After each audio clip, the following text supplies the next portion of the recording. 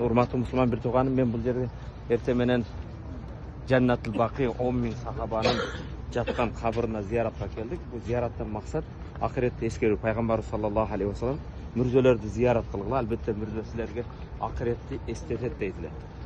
Эми бул жерде бир баса белгилей турган менин мекендештериме, жердештериме айта турган сөз, мына 10.000 сахабанын мүрзөсүн алып караң. Мүрзө кандай болуш керек?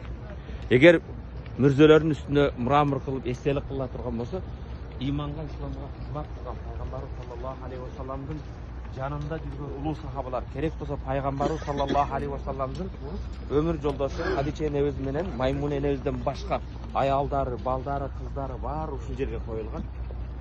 Караң, улуу Айша энебиз биринин да эч бир мүрзөсүндө бир эстелик же башка жазуу деген маселе жок. Мен ушул нерсени эскертейин дедим. Эскертүү имандууларга пайда берет дейт. Имандуулар мүрзө ушундай болуш керек, жер менен тегиз болуп калыш керек. Мүрзөнүн үстүнө курган ар түрдүү эстеликтердин мраморлашып эч бир пайдасы жок. Ассаламу алейкум ва рахматуллахи ва баракатух.